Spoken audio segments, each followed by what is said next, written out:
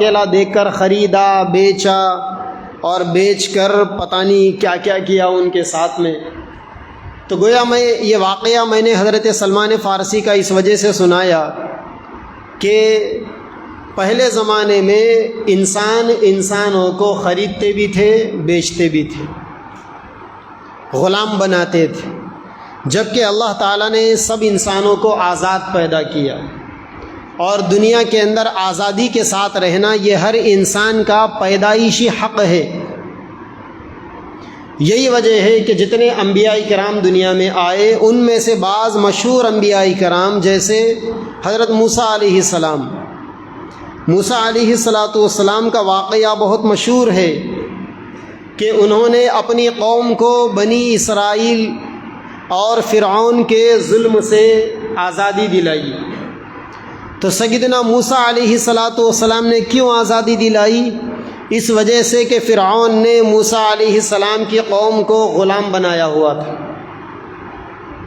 تو موسیٰ علیہ السلام نے اپنی قوم کو آزادی دلائی، قبطی قوم سے اپنی قوم بنی اسرائیل کو آزادی دلائی۔ سیدنا ابراہیم علیہ السلام کا مقابلہ نمرود سے ہوا۔ ابراہیم علیہ السلام کو غلام بنا کر رکھنا چاہتے تھے، اپنے مذہب پر عمل کروانا چاہتے تھے، انہوں نے اس کو قبول نہیں کیا۔ اللہ کے نبی صلی اللہ علیہ وسلم نے اپنے زمانے نبوت کے اندر لوگوں کو آزادانہ زندگی فراہم کرنے کے لیے آپ نے محنت کی، اور روئے زمین کے اوپر اللہ تعالیٰ کے نظام کو نافذ کرنے کا آپ نے کام کیا۔ پیارے نبی صلی اللہ علیہ وسلم مکہ مکرمہ سے جب مدینہ منورہ تشریف لائے تو مدینہ منورہ کے اندر آپ 10 سال کے اندر آپ نے جو کوششیں کی، جو محنتیں کی، جو قربانیاں دی آپ اور آپ کے ساتھ صحابہ کرام نے، اس کا خلاصہ یہی تھا کہ لوگ آزاد رہیں، کیونکہ اللہ کی عبادت کرنے کے لیے انسان کی آزادی بہت معنی رکھتی۔ چنانچہ جب اس ملک کے اوپر انگریزوں نے قبضہ کیا، انگریز اس ملک کے اوپر حاوی ہوئے، تو ہمارے بڑوں نے، ہمارے اکابر نے اس ملک کو آزادی دلانے کے لیے قربانیاں دی۔ سب سے پہلے اس ملک کو آزادی دلانے کا نعرہ مسلمانوں نے دیا، اور علماء کرام نے میدان سنبھالا۔ ایک ایسے موقع پر جبکہ اس ملک میں انگریزوں کے پنجے مضبوطی کے ساتھ گڑے ہوئے تھے، کوئی برٹش راج کے خلاف میں، کوئی انگریز گورنمنٹ کے خلاف میں کچھ بولنے کی ہمت نہیں رکھتا تھا، ایسے موقع پر سب سے پہلے علماء نے انگریزوں کے خلاف فتوے دیے، علماء نے انگریزوں کے خلاف میدان گرم کیا۔ علماء نے، جبکہ اس ملک میں راجاؤں کا دور تھا، راجاؤں کو خط لکھے، انگریزوں کے خلاف میں مدد مانگی۔ چنانچہ اس ملک کے سب سے پہلے مرد مجاہد حضرت شاہ عبدالعزیز محدث دہلوی رحمۃ اللہ علیہ، انہوں نے سب سے پہلے انگریز گورنمنٹ کے خلاف فتویٰ دیا۔ اس فتوے کے نتیجے میں حضرت شاہ عبدالعزیز محدث دہلوی رحمۃ اللہ علیہ کو جیل میں ڈالا گیا۔ ان کے بڑھاپے کے باوجود ان کے جسم کے اوپر چپکلیوں کو مسل دیا گیا، جس سے ان کو برس کی بیماری پیدا ہو گئی، سفیدہ کی بیماری پیدا ہو گئی۔ ایسی قربانی شاہ عبدالعزیز محدث دہلوی رحمۃ اللہ علیہ نے اپنی عمر کے بڑھاپے میں دی۔ جوانی سے وہ انگریزوں کے خلاف میں میدان گرم کر رہے تھے۔ شاہ عبدالعزیز محدث دہلوی رحمۃ اللہ علیہ نے اندور کے مہاراجا جسونت راؤ ہولکر کو لیٹر لکھا، اور مدھیہ پردیش کے مہاراجا تھے جو اس وقت مرکزی حکومت میں منسٹر ہے، جیوتی راؤ آدتیہ سندھیا کچھ نام ہے ان کا، ان کے خاندان کے اوپر کی نسلوں کے، ان کو حضرت شاہ عبدالعزیز محدث دہلوی رحمۃ اللہ علیہ نے لیٹر لکھا۔ اندور کے مہاراجا اور مدھیہ پردیش کے مہاراجا یہ دونوں ایسے تھے جو انگریزوں کو ناپسند کرتے تھے، حضرت شاہ صاحب نے ان دونوں راجاؤں کو لیٹر لکھ کر ان کی فوجی مدد مانگی انگریزوں کے مقابلے کے لیے۔ یہ اس وقت کی بات ہے جنگ آزادی کے لیے آپ جن مہاپرشوں کا نام جانتے ہو یا جن لوگوں کو ہندوستان کی آزادی کی جنگ میں آپ پہچانتے ہو، اس وقت وہ تو کیا ان کے والد بھی پیدا نہیں ہوئے تھے۔ یہ اس وقت کی میں بات بتا رہا ہوں۔ چنانچہ شاہ عبدالعزیز محدث دہلوی رحمۃ اللہ علیہ نے ایک میدان کھڑا کیا۔ اس میدان کو آگے بڑھانے والے، اس محاذ کو آگے بڑھانے والے، اس مہم کو آگے تک لے کر جانے والے حضرت شاہ عبدالعزیز محدث دہلوی رحمۃ اللہ علیہ کے خاص حضرت سید احمد شہید رحمۃ اللہ علیہ اور حضرت شاہ اسماعیل شہید رحمۃ اللہ علیہ، ان لوگوں نے 1831 کے اندر انگریزوں کے چمچوں کے خلاف انہوں نے جنگ لڑی تھی۔ انگریزوں کی چیلا گیری کرنے والے راجا کے خلاف انہوں نے جنگ لڑی تھی۔ پھر اس کے بعد اس ملک میں چھوٹے بڑے حملے انگریزوں کے اوپر ہوتے رہے، یہاں تک کہ پھر ایک دور ایسا بھی آیا کہ جب باضابطہ کانگریس پارٹی میدان میں آئی۔ 1885 کے اندر بنی آل انڈیا کانگریس کمیٹی۔ پھر اس کے بعد جمعیت العلماء، علماء تو پہلے ہی سے میدان میں تھے، لیکن باضابطہ جمعیت العلماء کے نام سے 1919 کے اندر جمعیت العلماء بنی، اور مسلم لیگ ایک جماعت بنی جس نے بعد میں علیحدہ پاکستان کا مطالبہ کر کر دیش کا پارٹیشن کروایا، بٹوارا کروایا۔ ایک لمبی تاریخ ہے۔ علماء نے قربانیاں دی، ہر محاذ پر، ہر میدان پر علماء سامنے تھے، آپ کے بڑے سامنے تھے۔ مسلمانوں نے قربانیاں دی، برادران وطن میں سکھوں نے قربانیاں دی، ہندوؤں نے قربانیاں دی۔ بھگت سنگھ کا نام تاریخ کے اندر روشن حروف سے لکھا جاتا ہے، منگل پانڈے کا نام سنہرے حروفوں سے لکھا جاتا ہے۔ یہ وہ نام تھے، یہ وہ جیالے تھے جنہوں نے انگریزوں کے خلاف میں میدان بنایا تھا۔ نیتا جی سبھاش چندر بوس کا نام سنہرے حروفوں سے لکھا جاتا ہے، جنہوں نے اپنی ایک آزاد آرمی بنائی تھی برٹش گورنمنٹ کے خلاف، انگریزوں کے خلاف۔ اس ملک کو آزادی دلانے کے لیے ہمارے بڑوں کا مطلب کسی مذہب کی بات نہیں ہے، اس ملک میں جتنے مذہب کے ماننے والے تھے انہوں نے قربانیاں دینے میں کوئی کسر نہیں چھوڑی۔ لاکھوں کی تعداد میں لوگوں نے اس ملک کی قربانی کے لیے اپنی جانوں کو قربان کیا، مالوں کے نذرانے دیے۔ آج ہزاروں نہیں بلکہ لاکھوں صفحات پر اس ملک کی آزادی کی تاریخ لکھی پڑی ہوئی ہے۔ ضرورت اس بات کی ہے کہ لوگ اپنے بڑوں کی قربانیوں کو، اپنے بڑوں کی تاریخ کو پڑھیں، اس کا مطالعہ کریں اور نئی نسل کے سامنے اس کو پیش کریں، بتائیں نئی نسل کے سامنے اس کو۔ اس ملک کو آزادی دلانے والوں میں جتنے لوگ آگے تھے، آج انہی لوگوں کو کنارے لگایا جا رہا ہے، اور جو لوگ انگریزوں کے تلوے چاٹ رہے تھے، انگریزوں کی دلالی کر رہے تھے، انگریزوں کو لو لیٹر لکھ رہے تھے، یہ RSS والے آج اس ملک کی حکومت پر قبضہ جما کر، اس ملک کے ذرائع پر قبضہ جما کر، ملک کی میڈیا پر قبضہ جما کر، ملک کے بزنس پر قبضہ جما کر، سارے ملک کو سمیٹ کر ملک کی آزادی کی تاریخ کو ملیا میٹ کرنے پر تلے ہوئے۔ آج مسلمانوں کے نام کو برداشت کرنا ان کو نہیں آتا، لفظ مسلمان کے نام سے کوئی چیز انہیں برداشت نہیں۔ اس وقت ملک کے 2 حصے جل رہے ہیں، ایک منی پور جو 3 مہینے سے زیادہ سے جل رہا ہے، اور دوسرے ہریانہ جہاں پر بے قصور مسلمانوں کی بستیوں میں گھس کر شر پسندوں نے، ان بھگوائیوں نے پہلے تو فساد مچایا، مسلمانوں کی املاک کا نقصان کیا، دکانوں کو جلایا، گاڑیوں کو جلایا، کاروبار کو جلایا، جانوں کا نقصان ہوا۔ پھر اس کے بعد وہ بلوائی شرپسند وہاں سے نکل گئے تو وہی بھگوائی گورنمنٹ وہاں پر آئی اور مسلمانوں کے گھروں کے اوپر بلڈوزر چلا کر ان کے گھروں کو اور ان کی پراپرٹیوں کو تباہ کرنے کا کام باضابطہ حکومت کی غنڈہ گردی، حکومت کی نگرانی میں چل رہا ہے، مسلمان کے نام پر چل رہا ہے۔ اور حال تو یہ ہے، عالم یہ ہے کہ اس ملک میں سیکولر پارٹیاں سمجھے جانے والی ساری پارٹیاں اور ان کے بڑے بڑے لیڈر منی پور کے اوپر تو رات دن بولنے سے نہیں چوکتے، لیکن ہریانہ کے بارے میں ان کی زبانیں گنگ ہے۔ کیوں؟ کیونکہ یہاں مسلمانوں کا نقصان ہو رہا ہے۔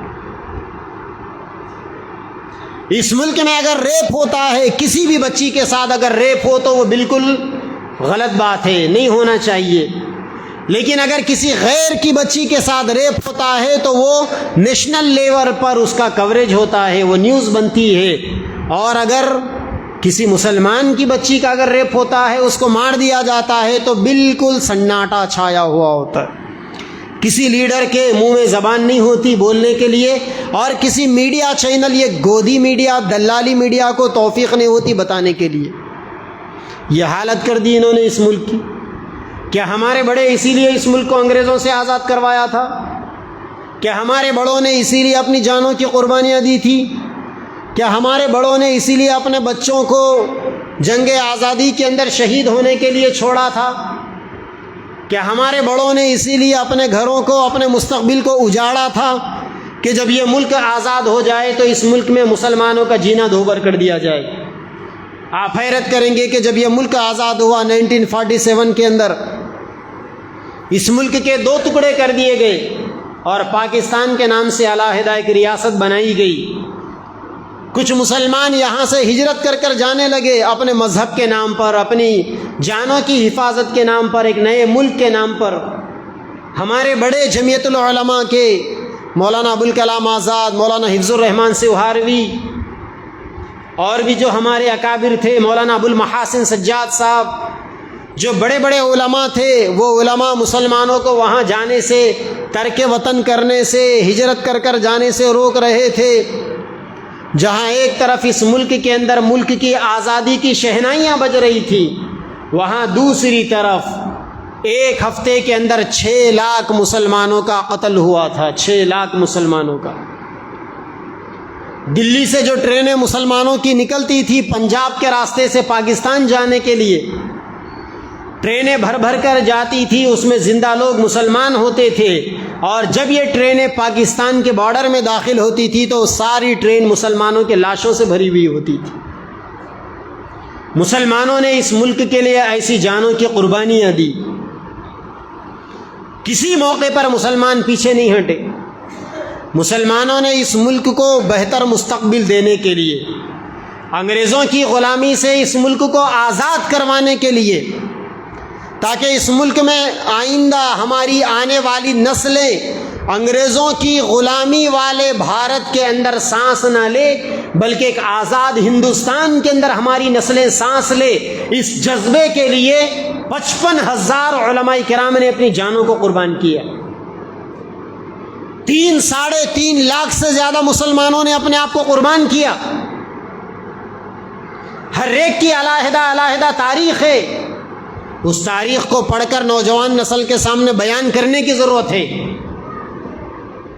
اور یہ بھی یاد رکھنے کی ضرورت ہے کہ جو قومیں اپنی تاریخ کو بھلا دیتی ہے، بہت جلد ویسی قومیں دنیا کے اندر بھلا دی جاتی ہے، پھر کوئی اس ان قوموں کا حال پوچھنے والا نہیں ہوتا۔ جب تم خود ہی اپنی مرضی سے مرنے کے لیے اور اپنی تاریخ کو مٹانے کے لیے تیار ہے، تو تمہیں مٹانے کے لیے دوسرا اور کون چاہیے؟ چنانچہ یہ حال کر دیا گیا اس ملک کا۔ کیا سب سے پہلے اس ملک کی مکمل آزادی کا نعرہ جمعیت العلماء نے نہیں لگایا؟ ایک ایسے موقع پر جبکہ اس ملک میں آل انڈیا کانگریس کمیٹی اور مسلم لیگ والے یہ چاہتے تھے کہ انگریزوں سے معافی تلافی کی کوئی شکل نکل آئے، اور انگریز جو ناراض ہے ناراضگی کو دور کر دیا جائے، اور آپسی کمپرمائزنگ کے ذریعے سے ایسے حالات پیدا کر لیے جائے کہ جس سے انگریزوں کی گورنمنٹ بھی باقی رہے اور ہماری بھی دکان چلتی رہے۔ کانگریس کمیٹی والوں کو، مسلم لیگ والوں کو جب یہ چیزیں، یہ تدبیریں سوجھ رہی تھی، اس وقت جمعیت العلماء کو لیڈ کرنے والے مرد مجاہد، فریڈم فائٹر، حکیم الشیخ الاسلام، شیخ العربی والعجم، حضرت مولانا حسین احمد مدنی رحمۃ اللہ علیہ نے لاہور کی سرزمین پر سب سے پہلے ہندوستان چھوڑ دو کا، مکمل آزادی کا نعرہ دیا تھا۔ مکمل آزادی کا ویسے نعرہ 1942 کے اندر لگا کانگریس کمیٹی کی جانب سے، 1942 میں، لیکن کانگریس کمیٹی کی جانب سے نعرہ لگنے سے 19 سال پہلے شیخ الاسلام حسین احمد مدنی رحمۃ اللہ علیہ نے سب سے پہلے نعرہ لگایا، ہندوستان چھوڑ دو، مکمل آزادی کا نعرہ۔ اور حضرت مدنی رحمۃ اللہ علیہ نے فتویٰ دیا کہ مسلمانوں کو برٹش گورنمنٹ کے اندر جاب کرنا جائز نہیں ہے، حرام ہے۔ گویا اس طریقے سے حضرت حسین احمد مدنی رحمۃ اللہ علیہ نے برٹش گورنمنٹ کے ساتھ کسی قسم کے تعاون کا، کسی قسم کے کوآپشن کا انہوں نے انکار کیا۔ جمعیت العلماء نے سب سے پہلے یہ شعور بیدار کیا لوگوں کے درمیان۔ اس کے بعد 1921 کے اندر نان کوآپشن موومنٹ چلا اس ملک کے اندر۔ 1923 کے اندر جمعیت العلماء نے حضرت مولانا حسین احمد مدنی رحمۃ اللہ علیہ نے نعرہ لگایا تھا مکمل آزادی کا۔ اس کے 19 سال کے بعد کوئٹ انڈیا موومنٹ چلا، ہندوستان چھوڑ دو تحریک چلی۔ 1930 کے اندر جو ستیہ گرہ کی جو تحریک چلی، تحریک نمک سازی، سابرمتی آشرم گجرات سے جو تحریک شروع ہوئی مہاتما گاندھی جی کی قیادت میں، آپ حیرت کریں گے اگر آپ مولانا ابوالکلام آزاد رحمۃ اللہ علیہ کی انڈیا ونس فریڈم پڑھیں گے۔ اگر آپ آزاد بھارت کے نام سے جو تاریخ مولانا ابوالکلام آزاد رحمۃ اللہ علیہ نے لکھی، اپنی بایوگرافی، اپنے حالات اور آزادی کے موقع کے جو مومنٹ کو انہوں نے اپنی کتاب کے اندر لکھا، جو انگلش کے اندر آئی انڈیا ونس فریڈم کے نام سے، اس کے اندر انہوں نے لکھا کہ تحریک نمک سازی کا نظریہ اور یہ پلان، یہ آئیڈیا سب سے پہلے مولانا ابوالکلام آزاد نے دیا۔ بعد میں گاندھی جی نے اس آئیڈیا کو لے کر آگے عمل کیا، تو تحریک کو لیڈ کرنے والوں میں ان کا نام جلی حروف سے لکھا گیا۔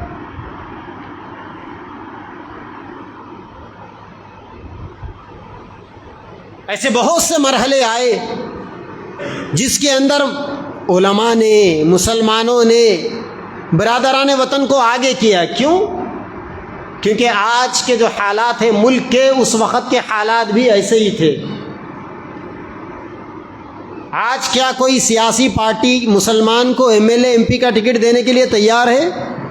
راجیہ سبھا میں بھیجنے کے لیے تیار ہے؟ نہیں۔ کیوں؟ اگر کسی مسلمان کو پوسٹ دے دیں گے، مسلمانوں کی ہمدردی کی باتیں کریں گے، تو ان کا ووٹ بینک ختم ہو جائے گا، ہندو ناراض ہو جائے گا۔ یہ آپ کا چیف منسٹر اپنے آپ کو سیکولر کہلانے والا کب کہا تھا اس نے 12% ریزرویشن کے بارے میں، اور آج تک اس پر عمل کیا اس نے؟ کب کہا تھا اس نے وقف بورڈ کو جوڈیشلی اختیارات دینے کا، کہ آج تک وہ خواب پورا ہوا؟ کبھی نہیں کریں گے یہ لوگ، صرف نعرے دیں گے، مسلمانوں کے کانوں کو خوش کریں گے، اسمبلیوں میں خوش کریں گے، اپنی پبلک اسپیچز کے اندر خوش کریں گے، یہ کبھی مسلمانوں کو مرتبہ نہیں دیں گے۔ جن ریاستوں کے اندر نچلی ذاتوں کے لیے، اقلیتوں کے لیے ریزرویشن ہے، وہاں بھی مسلمانوں کو برابر ٹکٹ نہیں دیے جاتے۔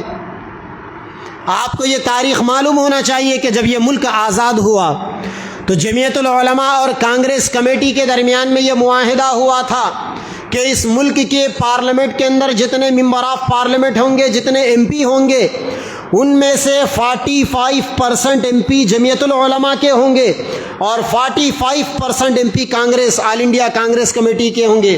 یہ دونوں کا آنکڑا ملا کر 90% بنے گا، اور بقیہ اس ملک میں جو دوسری قوموں کے لوگ ہیں ان کے 10% ایم پیز ہوں گے۔ لیکن کبھی اس ملک کے اندر 45% ایم پی پہنچے؟ اگر 45% MP پہنچتے تو 200 سے زیادہ مسلم ممبران پارلیمنٹ ہوتے تھے، لیکن ایسا نہیں ہوا۔ اسی لیے ایک اللہ والے نے کہا تھا، جب ان سے پوچھا گیا کہ آپ کا تو کانگریس سے یہ معاہدہ ہوا تھا، پھر کیا ہوا؟ تو انہوں نے کہا تھا کہ کانگریس نے ہمیں عرش بتایا، فرش بھی نہیں دیا، کانگریس نے ہمیں آسمان بتایا، زمین بھی نہیں دی۔ تو یہ تو میٹھا زہر تھا آل انڈیا کانگریس کمیٹی۔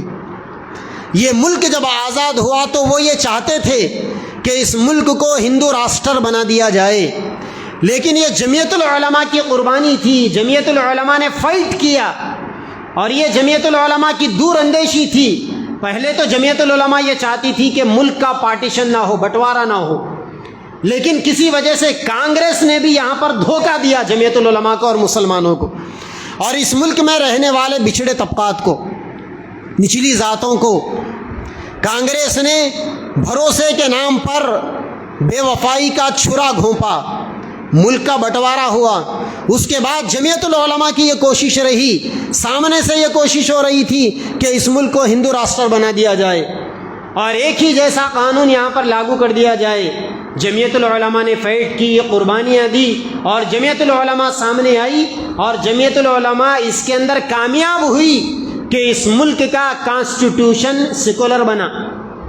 آج بھی اس ملک کے اندر جو فرقہ پرست طاقتیں ہیں، جو آئے دن پروپیگنڈا کرنے سے نہیں چوکتی، جو آئے دن ہندو مسلم کرنے سے، مسجد مندر کرنے سے، حجاب پردہ کرنے سے پیچھے نہیں ہٹتی، جو آئے دن اس ملک کے اندر لوگوں کے درمیان میں سوشل وار کی ایک شکل پیدا ہو جائے اس کے لیے محنتیں کرتی، یہ فتنہ پرور اس زمانے کے اندر بھی تھے۔ وہ یہ چاہتے تھے کہ اس ملک کو بانٹ دیا جائے، توڑ دیا جائے، آج بھی یہی چاہتے ہیں وہ۔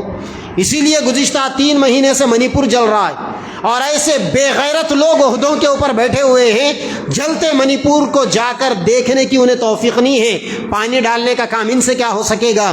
یہ تو آگ لگانے کا کام جانتے۔ یہ آگ لگانے والے ان کے آبا و اجداد اس موقع پر بھی موجود تھے، لیکن الحمدللہ جمعیت العلماء کی بصیرت نے اور سیکولر لیڈروں کی قیادت نے اس چیز کو بھانپ لیا، اور انہوں نے اس ملک کا دستور، اس ملک کا کانسٹیٹیوشن سیکولر بنایا، اور بنا کر اس ملک پر ایک جیسے لوگوں کی بالادستی اور حکومت قائم ہونے سے اس ملک کے کروڑوں لوگوں کو بچا لیا۔ ورنہ اگر ایسا ہو جاتا تو آج یہ ملک اپنے ہی جیسے لوگوں کا غلام بن کر رہ جاتا۔ لوگ یہ سوال کرتے ہیں کہ جب علماء نے ہزاروں کی تعداد میں قربانی دی تھی، مسلمانوں نے لاکھوں کی تعداد میں قربانی دی تھی، تو پھر علماء سیاست کے اندر پارٹنر کیوں نہیں بنے؟ علماء نے سیاست میں اپنا رول ادا کیوں نہیں کیا؟ مسلمانوں نے سیاست میں حصہ کیوں نہیں لیا؟ تو میں آپ کو اس کا جواب دیتا ہوں۔ مسلمان اس وجہ سے سامنے نہ آ سکے کہ جتنے مسلمان مسلم لیگ کے نام سے سامنے تھے، وہ لیڈر سارے کے سارے علیحدہ پاکستان، علیحدہ ملک کے نام پر ایک ملک لے کر ادھر چلے گئے پورے۔ اب لے دے کر اس ملک کے اندر جمعیت العلماء باقی رہ گئی، جو مسلمانوں کو لیڈ کرنے والی تھی۔ جمعیت العلماء کو چونکہ علماء چلا رہے تھے، اور علماء کا مقصد حکومت کرنا نہیں ہے، علماء کا مقصد اقتدار کا مکھن چاٹنا نہیں ہے، علماء کا مقصد حکومت کی ملائی کھانا نہیں ہے۔ علماء میدان میں اس وجہ سے آئے تھے کیونکہ اللہ نے سارے انسانوں کا جو نیچر بنایا، فطرت بنائی، وہ آزادی ہے۔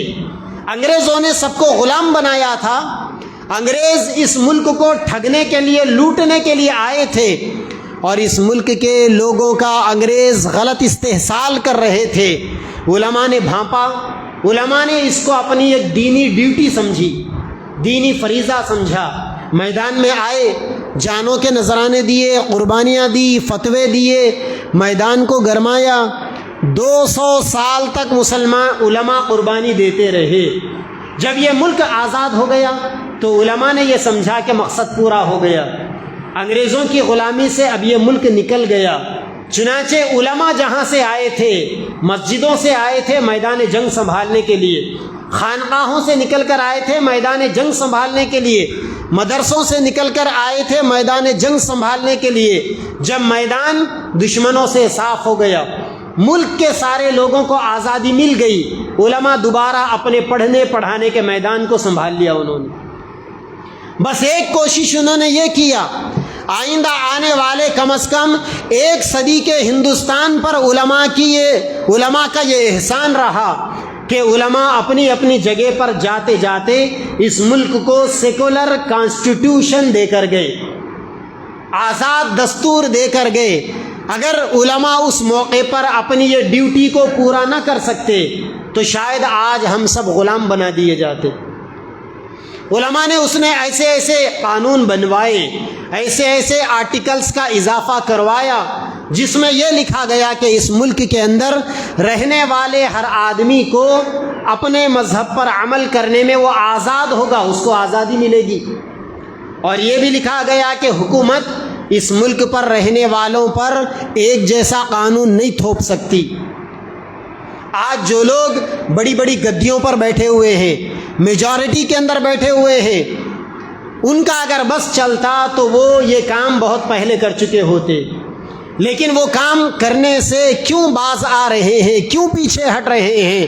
کیونکہ ان کو ایسا کرنے سے اس ملک کا دستور روک رہا ہے، وہ دستور جس دستور کو آپ کے بڑوں نے دیا۔ جب اس ملک کا دستور بننے کی نوبت آئی، یہ تاریخ بھی مسلمانوں کو معلوم رہنی چاہیے۔ کانسٹیٹیوشن کمیٹی بنی، اس کمیٹی کے ممبران 200-300 لوگ تھے، سارے ملک میں باضابطہ ووٹنگ کے ذریعے سے وہ سلیکٹ ہوئے تھے۔ جمعیت العلماء کی یہ ذمہ داری رہی اور جمعیت العلماء کی یہ کوشش رہی کہ کانسٹیٹیوشن کمیٹی کے اندر ہمارے بھی ممبران ہونے چاہیے تاکہ اپنی بات کو مضبوطی کے ساتھ رکھے۔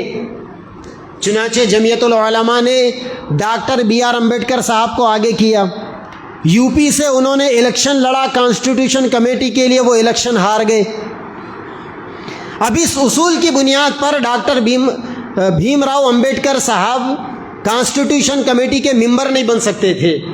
مولانا ابوالکلام آزاد نے امبیڈکر صاحب کو لیا اور لے کر بنگال لے کر گئے، جہاں مولانا ابوالکلام آزاد کا پورا میدان تھا۔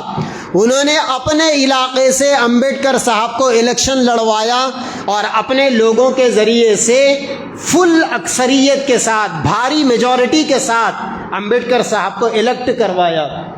وہ کانسٹیٹیوشن کمیٹی کے ممبر بنے۔ جب یہ کانسٹیٹیوشن بنا اور ایک ڈرافٹ تیار ہوا تو اس کمیٹی کا جو ڈرافٹ بنا، بات یہ آئی کہ ایک ڈرافٹنگ کمیٹی بننی چاہیے۔ چنانچہ اس ڈرافٹنگ کمیٹی کے اندر 6-7 لوگوں کو لیا گیا۔ یہ جو 6-7 لوگ ڈرافٹنگ کمیٹی کے ممبر بنے، اس میں ایک مسلمان تھے اور ایک دلت تھے اور بقیہ 4 برہمن تھے۔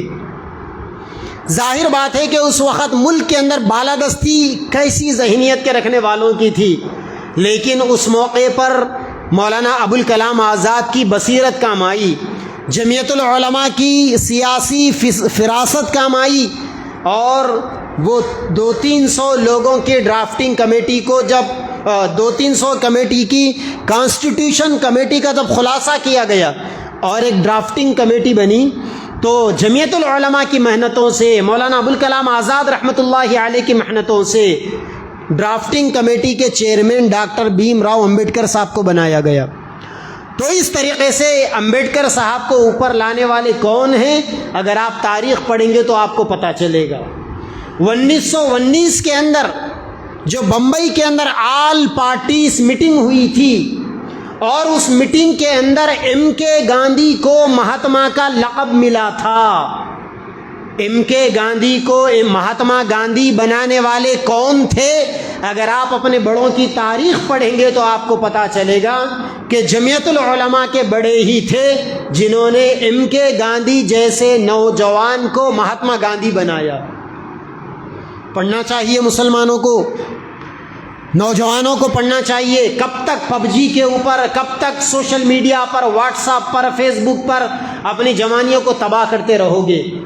کب تک یوٹیوب کی بکواسات کو دیکھ کر اپنی جوانیوں کو تباہ کرتے رہو گے؟ اپنے رات دن کو کالا کرتے رہو گے؟ نوجوانوں کو اپنے بڑوں کی قربانیاں پڑھنی چاہیے، تاریخ پڑھنی چاہیے، اسٹڈی کرنی چاہیے، ریسرچ کرنی چاہیے۔ اس وقت اس ملک کے اندر ایک لابی مکمل طور پر یہ مہم میں لگی ہوئی ہے کہ تاریخ کو مٹا دیا جائے۔ کسی دانشور سے اسی ملک کے اندر ایک لیڈر نے پوچھا تھا کہ اگر کسی قوم کو مٹانا ہو تو کیا کرنا پڑے گا؟ اس دانشور نے کہا تھا کہ اس قوم کی تاریخ کو مٹا دو، قوم خود بخود مٹ جائے گی۔ چنانچہ اس مشورے کو مسلمانوں کے خلاف میں استعمال کیا گیا اور پوری پلاننگ کے تحت مسلمانوں کی تاریخ کو ختم کر دیا گیا، لائبریریوں سے، سلیبس سے۔ آپ نے دیکھا کہ ابھی جو نیا سلیبس آیا، ٹیپو سلطان کا نام اڑا دیا گیا، مسلمانوں کی قربانیوں کو ختم کر دیا گیا۔ 2-4 دن کے بعد فلیگ ہوسٹنگ ہوگی۔ اب تک تو 3 فوٹوਆਂ وہاں پر نظر آتے تھے، گاندھی، نہرو اور مولانا ابوالکلام آزاد کی۔ مولانا آزاد کی فوٹو کو ہٹا دیا گیا۔ ابھی چند دنوں سے اے پی جے عبد الکلام کی فوٹو نظر آنے لگی، بعد میں اس کو بھی یہ کہہ کر ہٹا دیا جائے گا کہ یہ تو فریڈم فائٹر نہیں تھے، ان کا جنگ آزادی کے اندر ملک کو آزادی دلانے میں کوئی حصہ نہیں تھا۔ اور ساورکر جو انگریزوں کو لو لیٹر لکھ رہا تھا، معافی مانگ رہا تھا، اس کو مہاتما گاندھی کے جگہ پر لا کر بٹھانے کی سازش کی جا رہی ہے۔ پارلیمنٹ ہاؤس کے اندر اس کا پورٹریٹ لگایا گیا۔ ارے جو قوم کا غدار تھا، جو انگریزوں کے ساتھ میں مل کر قوم کے مجاہدین آزادی کی جاسوسی کرنے والا تھا، جو جیل کے اندر بیٹھ کر انگریزوں سے معافی تلافی کے لیٹر لکھتا تھا، انگریزوں کا جو تلوا چاٹو تھا، پارلیمنٹ ہاؤس کے اندر اس کی فوٹو کیسے آ گئی؟ وہ کیسے آگے چل کر بابا قوم بن سکتا ہے، مہاتما گاندھی کی جگہ لے سکتا ہے؟ اس ملک کے اندر آئیڈیالوجی کی جنگ گزشتہ 70-75 سالوں سے چل رہی ہے۔ جمعیت العلماء کی ایک آئیڈیالوجی ہے، ایک نظریہ ہے کہ ملک آزاد ہے، اس ملک کے اندر رہنے والا ہر انسان آزاد رہنا چاہیے۔ لیکن RSS کی یہ آئیڈیالوجی ہے کہ اس ملک کے اندر رہنے والے ہر انسان کو غلام بنا کر، شودر بنا کر رکھنا چاہیے۔ ذات پات کا کوئی نظام اسلام نہیں پیش کرتا۔ ذات پات کا نظام اس ملک کے اندر رہنے والی بھاری اکثریت کا مذہب بتاتا ہے۔ وہاں آپ کو ذات پات کا تصور ملے گا۔ اسلام سب کو ایک نگاہ سے، ایک نظر سے دیکھنے کی تعلیم دیتا ہے۔ وہ یہ چاہتے ہیں، پوری کوشش ہے کہ اس ملک کے اندر جو اقلیتیں ہیں، بچھڑی ذاتیں ہیں، جو دلت ہے، جو SC ST ہے، جو پچھڑا طبقہ ہے، جو آدی واسی ہے، ان کو نیچے رکھ دیا جائے۔ چنانچہ گزشتہ کے ٹرم کے اندر اس ملک کی سب سے بڑی سیٹ کے اوپر صدر کی سیٹ کے اوپر راشٹرپتی بھون کے اندر رام ناتھ کووند نامی آدمی کو بٹھایا گیا جو دلت تھا، اور آج جو اس ملک کی صدر جمہوریہ ہے وہ ایک آدی واسی ہے۔ آپ حیرت کریں گے کہ یہ بھید بھاؤ ذات پات کی نظریے کو لے کر چلنے والے اتنے بڑے پوسٹ پر بیٹھے ہوئے لوگوں کو اپنی مندروں میں آنے نہیں دیتے آج بھی۔ لہٰذا ہمارے نوجوانوں کو، مسلمانوں کو پڑھنا چاہیے، سمجھنا چاہیے۔ گزشتہ جمعہ بھی میں نے بتایا تھا کہ ملک کے اندر کیا ہو رہا ہے، اس کو معلوم کرنے کے لیے کچھ وقت اپنی زندگی کا، روزانہ کا 24 گھنٹے کا لگانا، یہ بھی ایک قسم کی عبادت ہے۔ عبادت ذکر و اذکار کرنا، قرآن پڑھنا، نماز پڑھنا، تلاوت کرنا، نیک کام کرنا جیسے عبادت ہے، ایسے ہی ملک کے اندر کیا چل رہا ہے اس کے لیے کچھ وقت دینا، یہ بھی عبادت ہے۔ کیونکہ ملک کے اندر کیا چل رہا ہے اگر آپ کو پتہ چلے گا تو آپ کوئی اسٹیپ لے سکیں گے۔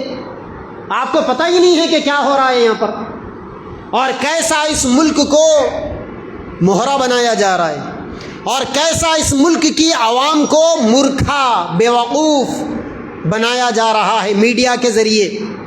24 گھنٹے یہ میڈیا کیا کام کر رہا ہے؟ ہندو مسلم کو لڑانے کے اوپر تیل ڈالنے کا کام۔ اور اب تو 2024 کا الیکشن جیتنے کے لیے کچھ بھی کریں گے، کسی بھی حد تک گر سکیں گے۔ اسی لیے آپ کو ایک ذمہ دار شہری ہونے کے ناطے مسلمانوں یاد رکھو، یہ ملک تمہارا ہے، تمہارے باپ دادا کا ہے۔ تم آدم علیہ السلام کے ماننے والے ہیں۔ اس ملک کا سب سے پہلا انسان سیدنا آدم علیہ السلام اسی ملک کے اندر اتارے گئے تھے۔ یہ ملک تمہارے باپ دادا کا ملک ہے۔ یہ ملک چھوڑ کر تمہیں کہیں جانا نہیں ہے۔ 1947 میں 1947 میں تمہارے پاس پورا آپشن تھا، تم چاہتے تو ملک کو چھوڑ کر پاکستان جا سکتے تھے، لیکن تمہارے بڑوں نے اپنی مرضی سے، اپنی چوائس سے اس ملک کو چھوڑنا پسند نہیں کیا، اس ملک میں رہنے کو انہوں نے پسند کیا۔ کیوں؟ کیونکہ اس ملک میں تمہارے بڑوں کے آثار ہے، اس ملک پر تمہارے بڑوں نے 800 سال تک حکومت کی ہے۔ آج بھی جگہ جگہ پر اس ملک کے اندر لاکھوں مساجد، پرانے مدرسے، قلعے، یہ تمہارے بڑوں کی یادگار ہے۔ تم کیسے اپنے بڑوں کی یادگار کو ایسے ہی بھلا دو گے؟ مسلمانوں کو اس ملک کی، وطن سے محبت کرنا یہ آپ کے مذہب کا ایک حصہ ہے۔ جس ملک میں آپ رہتے ہیں، اس ملک کے لیے آپ کے بڑوں نے بڑی قربانیاں دی ہے، لہٰذا اپنے بڑوں کی قربانیوں کو پڑھو، تاریخ کو معلوم کرو، ایسے جلسے رکھاؤ جس کے اندر آزادی کی تاریخ کو کھول کھول کر بیان کیا جائے، اسٹڈی کرو۔ ایسا نہ ہو کہ پھر آئندہ آنے والی نسلیں اگر آزادی کی تاریخ پڑھنا چاہیں تو پھر ان کو ایسی کتابیں ملیں گی جن کتابوں میں ان کے بڑوں کا کوئی تذکرہ انہیں نظر نہیں آئے گا۔ آج جتنی تاریخ آپ کو آزادی کی ملے گی صرف اردو زبان کے اندر ملے گی، اور اب بڑی کوشش کی جا رہی ہے نیو ایجوکیشن پالیسی کے ذریعے سے کہ اردو زبان کو ختم کر دیا جائے۔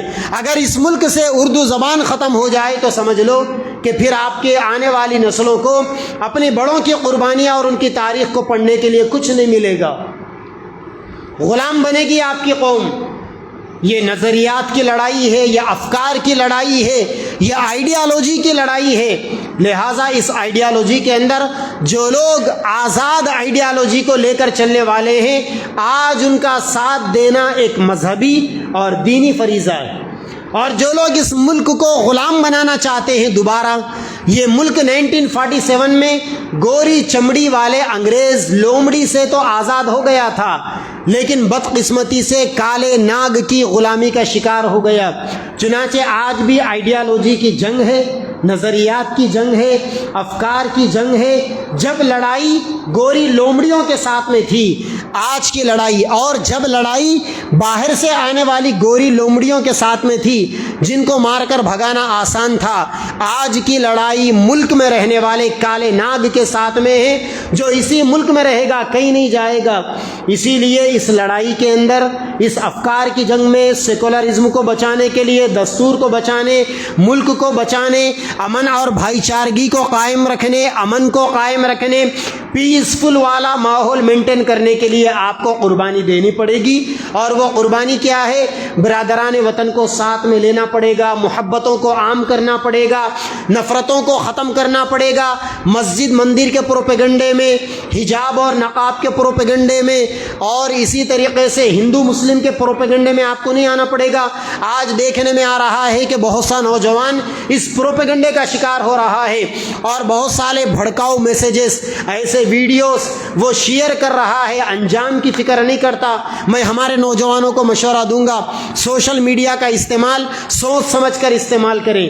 ہر چیز پوسٹ کرنے کی نہیں ہوتی، یا ہر پوسٹ آگے شیئر کرنے کی، وائرل کرنے کی نہیں ہوتی۔ ایسی اگر کوئی چیزیں آئے تو دبا دیں۔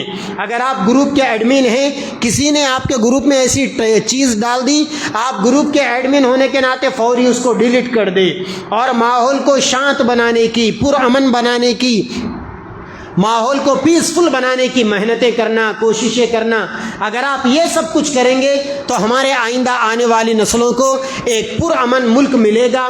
اسی خواب کو اپنے آنکھوں میں سجا کر ہمارے بڑوں نے اتنی قربانیاں دی، لاکھوں کی، ہزاروں کی تعداد میں علماء اور مسلمانوں نے اور برادران وطن نے قربانیاں دی۔ اگر ہم یہ کام نہیں کریں گے تو سمجھ لو کہ آئندہ ہمارے آنے والی نسلوں کو پرامن ہندوستان نہیں ملے گا، بلکہ ہم دنیا سے جاتے جاتے ان کے لیے جلتا ہوا ہندوستان چھوڑ کر جائیں گے۔ آزادی کے 75-76 سال گزر گئے، اب ہم سارے لوگوں کے لیے یہ موقع ہے کہ یہ جو 15 اگست آنے والا ہے، جگہ جگہ پر، گلیوں میں، چورستوں پر، نکڑوں پر پروگرام رکھے جائے نوجوانوں کی جانب سے، یوتھوں کی جانب سے، جس کے اندر ہمارے بڑوں کی تاریخ کے جلسے رکھے جائیں، تاریخ کو بیان کیا جائے، بولا جائے، سنا جائے، اور تاریخ کو پڑھا جائے، سیکھا جائے اور اپنی نسلوں کو سنایا جائے۔ اگر ہم یہ کام کریں گے تو بڑوں کا تذکرہ زندہ رہے گا، ورنہ پھر آئندہ ایک ایسا دور آئے گا کہ پھر ہماری نسلیں بھی ہمیں کبھی بھلا نہیں سکے گی۔ اللہ تعالیٰ ایسے برے دن دیکھنے سے میری اور آپ کی اور اس ملک کے آنے والی سارے نسلوں کی حفاظت فرمائے۔ وآخر دعوانا ان الحمد للہ رب العالمین۔